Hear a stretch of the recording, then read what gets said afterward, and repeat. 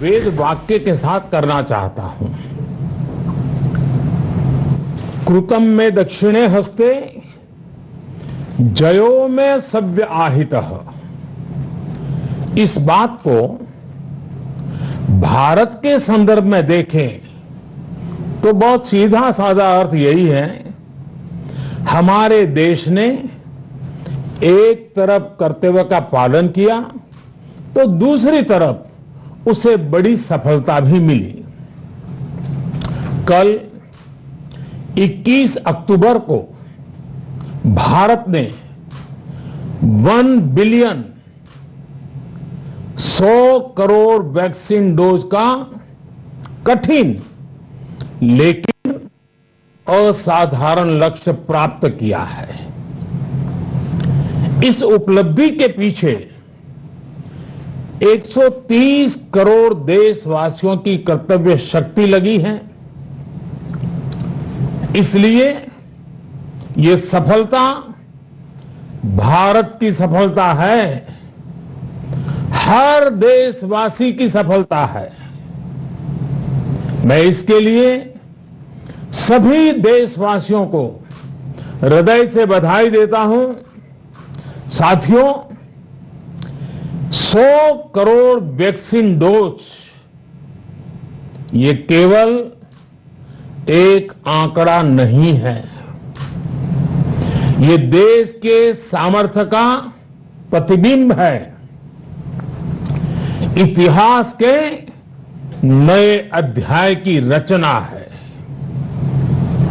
ये उस नए भारत की तस्वीर है जो कठिन लक्ष्य निर्धारित कर उन्हें हासिल करना जानता है। ये उस नए भारत की तस्वीर है जो अपने संकल्पों की सिद्धि के लिए परिश्रम की पराकाष्ठा करता है। साथियों, आज कई लोग भारत के वैक्सीनेशन प्रोग्राम की तुलना दुनिया के दूसरे देशों से कर रहे हैं। भारत ने जिस तेजी से 100 करोड़ का 1 बिलियन का आंकड़ा पार किया है, उसकी सराहना भी हो रही है। लेकिन इस विश्लेषण में एक बात अक्सर छूट जाती है कि हमने ये शुरुआत कहां से की है। दुनिया के दूसरे बड़े देशों के लिए वैक्सीन पर रिसर्च करना, वैक्सीन खोजना, इसमें दशकों से उनकी महारत है, एक्सपर्टाइज थी।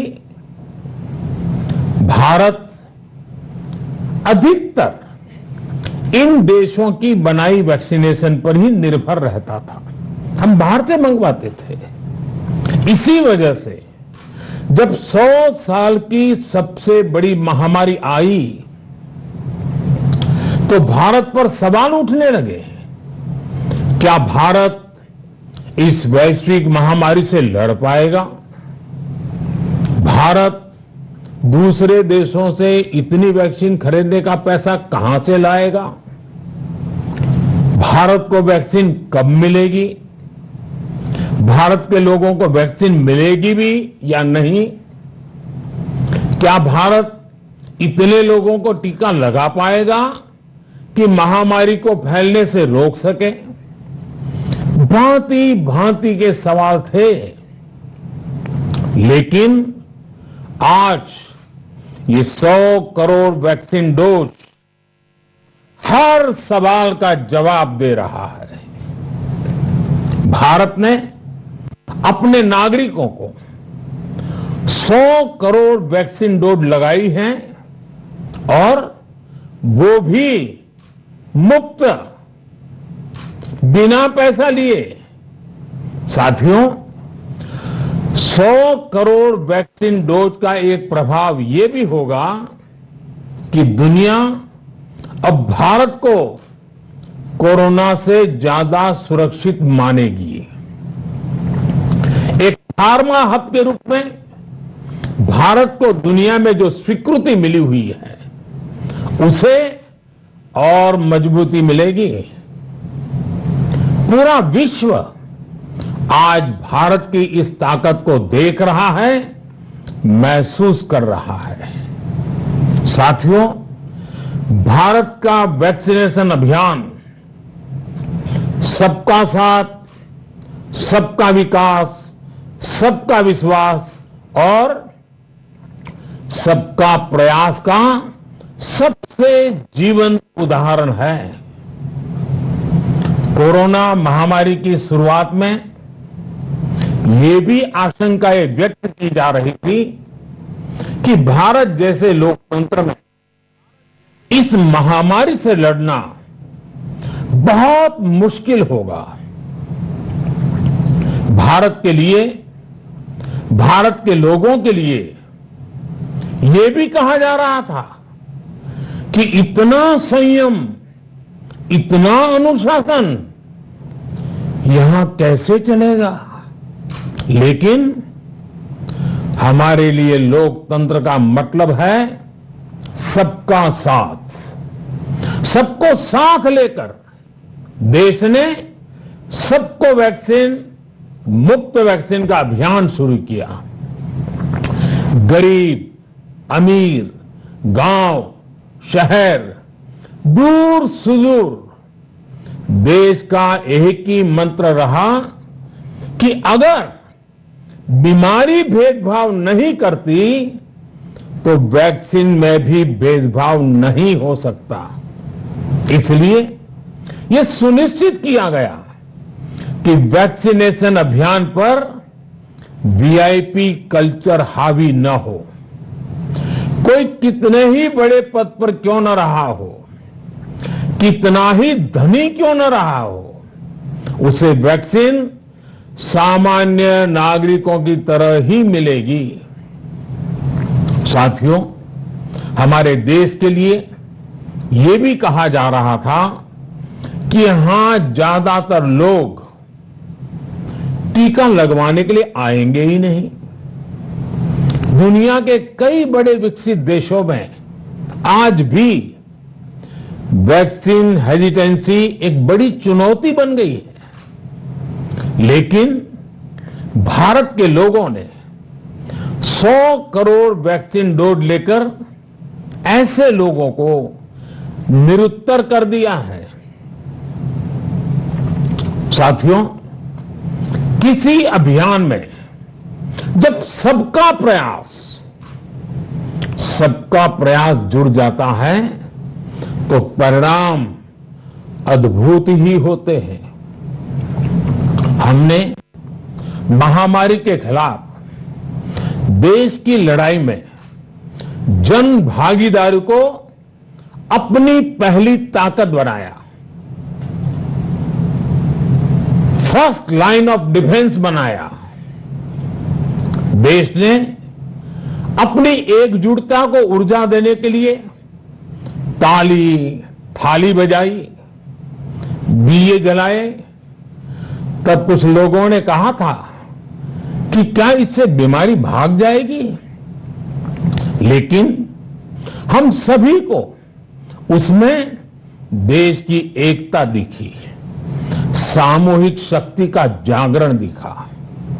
इसी ताकत ने कोविड वैक्सीनेशन में आज देश को इतने कम समय में 100 करोड़ तक पहुंचाया है। कितनी ही बार हमारे देश ने एक दिन में 1 करोड़ टीकाकरण का आंकड़ा पार किया है। ये बहुत बड़ा सामर्थ्य है, प्रबंध कौशल है, टेक्नोलॉजी का बेहतरीन इस्तेमाल है, जो आज बड़े बड़े देशों के पास भी नहीं है। साथियों, भारत का पूरा वैक्सीनेशन प्रोग्राम विज्ञान की कोख में जन्मा है,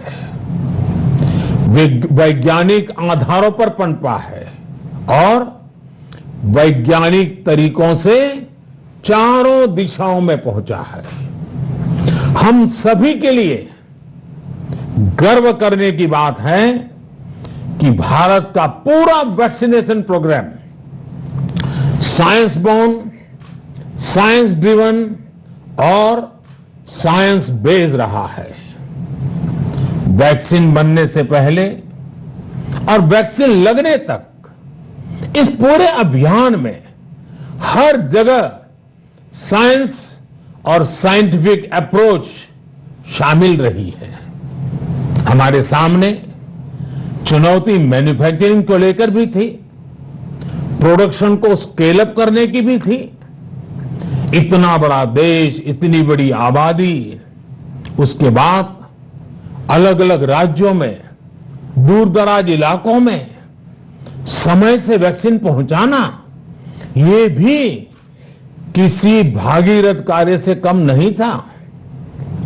लेकिन वैज्ञानिक तौर तरीकों और नए नए इनोवेशन से देश ने इस चुनौतियों के समाधान तलाशे असाधारण स्पीड से संसाधनों को बढ़ाया गया।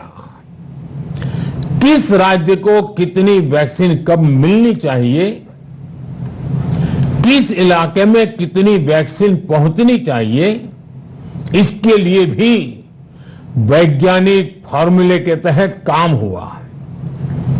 हमारे देश ने कोविन प्लेटफॉर्म की जो व्यवस्था बनाई है, वो भी विश्व में आकर्षण का केंद्र है। भारत में बने कोविन प्लेटफॉर्म ने न केवल आम लोगों को सहूलियत दी, बल्कि हमारे मेडिकल स्टाफ के काम को भी आसान बनाया। साथियों, आज चारों तरफ एक विश्वास है, उत्साह है, उमंग है।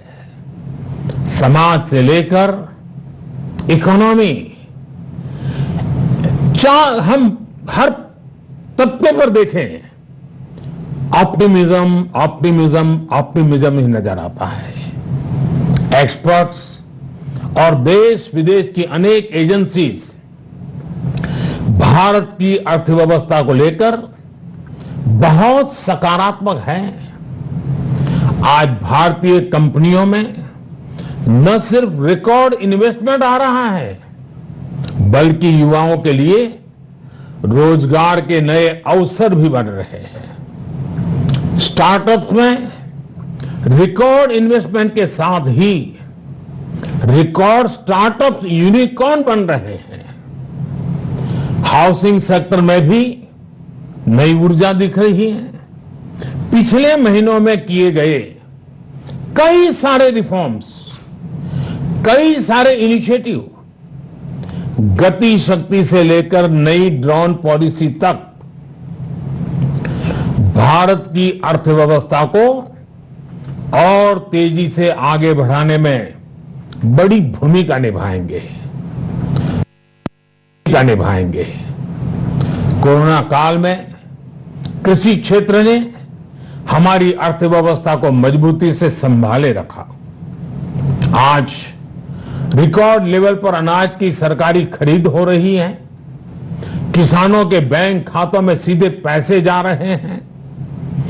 वैक्सीन के बढ़ते हुए कवरेज के साथ साथ आर्थिक सामाजिक गतिविधियां हो, खेल जगत हो, टूरिज्म हो, एंटरटेनमेंट हो, सब तरफ सकारात्मक गतिविधियां तेज हो रही हैं। आने वाले त्योहारों का मौसम इसे और गति देगा और शक्ति देगा। साथियों, एक जमाना था जब मेड इन ये कंट्री, मेड इन वो कंट्री, इसी का बोलबाला था, बहुत क्रेज हुआ करता था। लेकिन आज हर देशवासी ये साक्षात अनुभव कर रहा है कि मेड इन इंडिया की ताकत बहुत बड़ी होती है।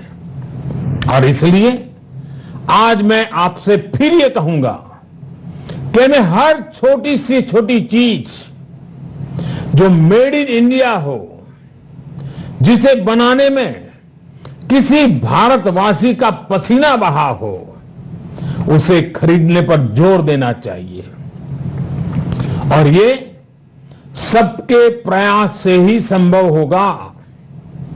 जैसे स्वच्छ भारत अभियान एक जन आंदोलन है, वैसे ही भारत में बनी चीज खरीदना, भारतीयों द्वारा बनाई चीज खरीदना, वोकल फॉर लोकल, ये हमें व्यवहार में लाना ही होगा। और मुझे विश्वास है सबके प्रयास से हम ये भी करके रहेंगे। आप याद करिए, पिछली दिवाली हर किसी के मन मस्तिष्क में एक तनाव था, लेकिन इस दिवाली 100 करोड़ वैक्सीन डोज के कारण एक विश्वास का भाव है।